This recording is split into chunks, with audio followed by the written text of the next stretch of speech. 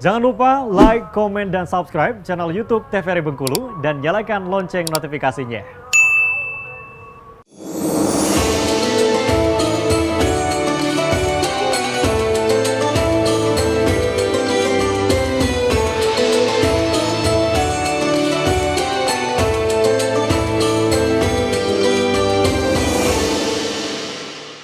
Baik pemirsa, masih kembali di Mutar Kalbu TVRI Bengkulu tentunya dengan tema kita masih mengenai makna dari Idul Fitri, tentunya bersama dengan Bapak Ustadz Ahmad Farhan dan juga ibu-ibu dari Majelis Taklim An-Nabah. Kita kembali berikan kesempatan untuk ibu-ibu dari Majelis Taklim An-Nabah untuk memberikan pertanyaannya, silakan.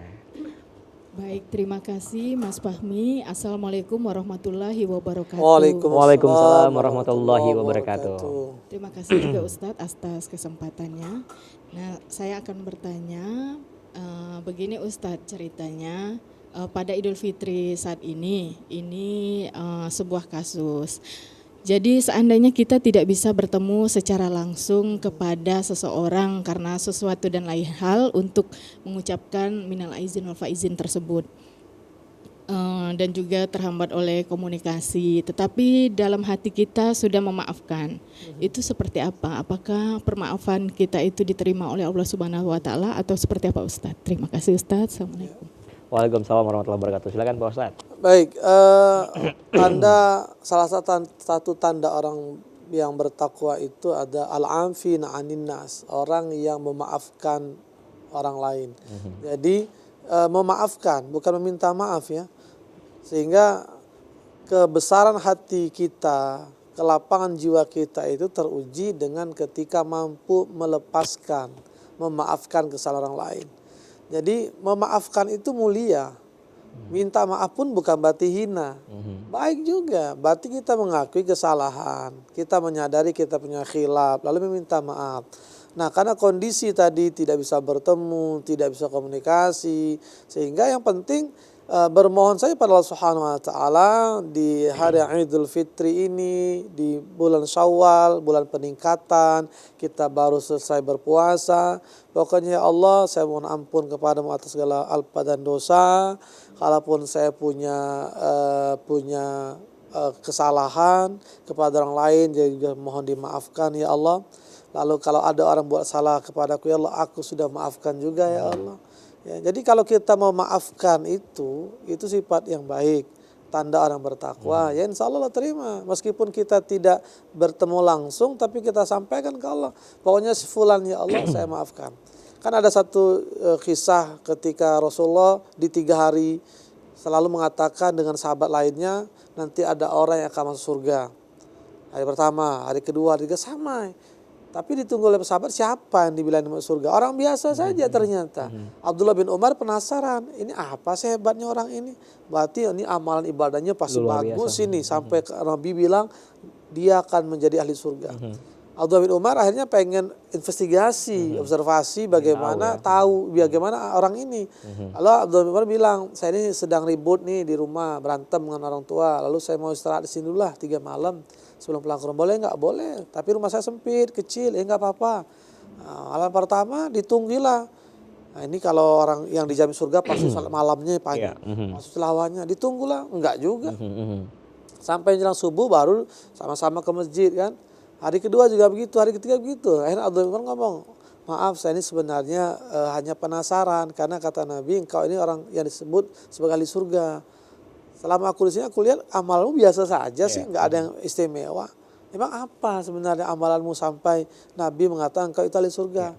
Ternyata satu amalan dia, tiap malam itu dia memohon ke Allah bahwa dia memaafkan siapapun orang yang telah menzalimi dia.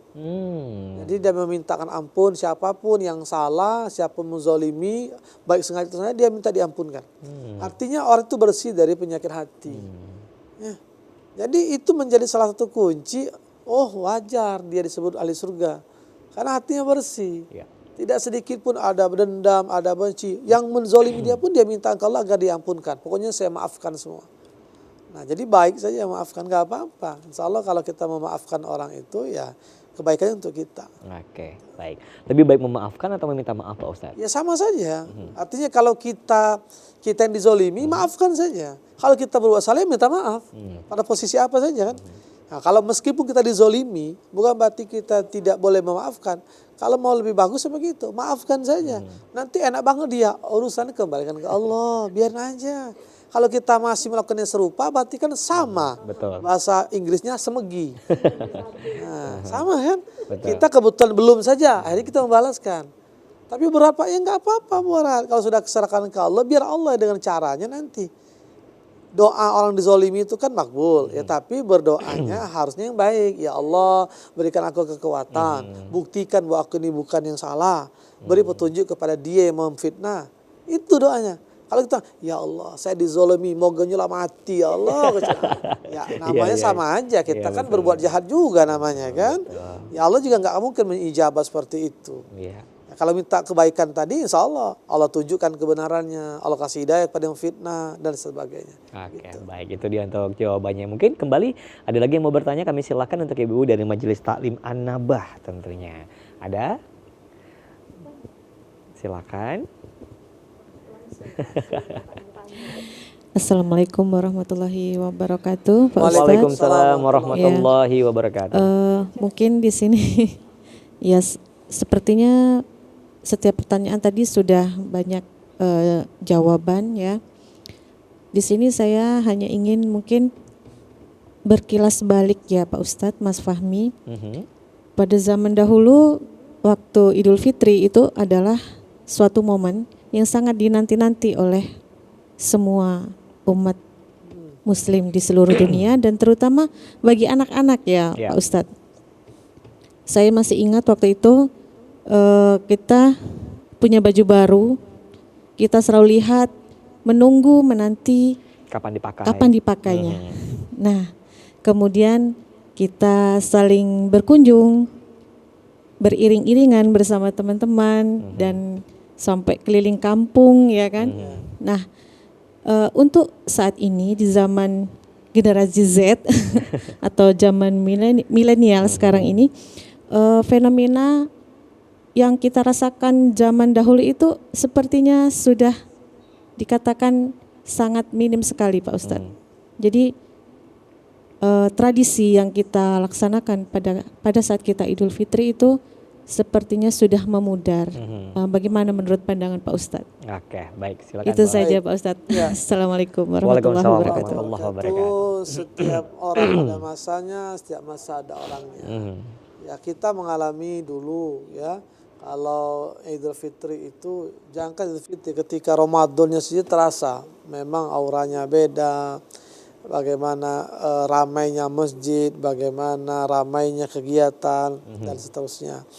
Nah, belakangan tetap ramai juga, tapi ya tidak seramai kita karena memang masanya berbeda. Ya, kalau dulu kan kita memang bukunya itu ditulis sendiri. Kalau saya sudah cetak, kertasnya kertas sekali kena air basah koyak, ya kan? Kerumuk-kerumuk karena tipis. Kalau kita dulu kita sampul nian, dibuat pakai cutter dulu di atasnya. Jadi hari, tanggal, nama masjid, nama ustadz, judul khutbah, ceramah. Jadi lengkap ya, tema sebagainya. Termasuk kalau lebaran itu tiap ke rumah saling andun. Lalu sudah itu kalau kami di Negara Timur lari ke taman remaja beli mainan, pergi ke Baru Koto, pokoknya naik angkot kuning. Beda, kalau sekarang kan dunia beda. Bahkan saling mengunjungi itu ya tidak seramai dulu. Nah, tradisi-tradisi yang baik ini memang sebenarnya perlu dijaga. Ya kalau Idul Fitri ini kan salah tradisi di kita itu saling mengunjungi.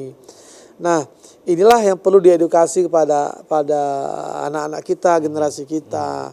Jangan sampai di momen seperti ini saja ambar, garing, kering kan. Yang positif-positifnya. Nah, dan di desa-desa sih masih mending lah ya. Takbiran itu masih ada. Sekarang kan takbiran nyaris tidak dianjurkan. Karena betul, memang dilarang. Beda, bahkan dilarang tanda petik kan. Nah, karena kondisi-kondisi begini sehingga memang kita perlu mengambil yang kecil-kecilnya. Kalau tidak bisa meninggalkan semua, jangan pula kalau tidak bisa mengambil semua, jangan pula ditinggalkan semua. Ya minimal yang tadi ya silaturahim itu tetaplah kasih tahu kepada anak kita, pokoknya kalau setelah sholat Id ya saling bermaafan dulu di rumah.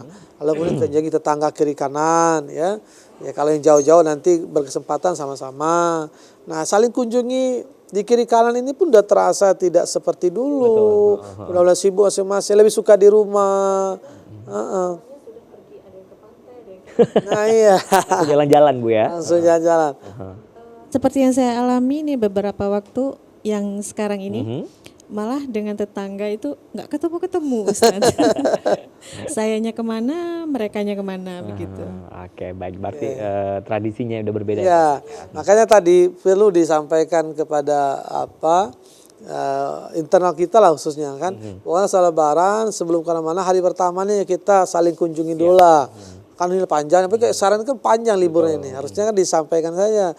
Lebaran ketiga lah kalau mau jalan. 1, 2 fokus kita saling mengunjungi. Nah itu. Dan itu tradisi ya kebiasaan kita pun juga begitu. Mesti sampaikan. Jadi anak sibuk. Pokoknya pertama jam sekian kita akan kunjungi tangga tuh jam sekian kita stay di rumah biar orang datang ke rumah kita hari itu. Hari kedua juga begitu. Pokoknya memang berbeda lah. Nah, tapi kan yang positifnya kalaupun tadi ya meskipun tidak bisa menghindari dengan teknologi ini, kalau sudah rumah balik ke kamar, balik ke rumah sendiri, udah sibuk ke gadgetnya. Padahal Lebaran kok nggak saling kunjungi. Akhirnya kue Lebaran itu nggak habis ketika Lebaran, tapi dibawa ke kantor. Iya. Saling makan di kantor aja. Hari ini bawa stopless, besok bawa stopless. Kalau di kantor pasti habis. Sama kita ngobrol habis tuh lah itu kue. Oke, baik itu deh Ibu untuk jawabannya tentunya.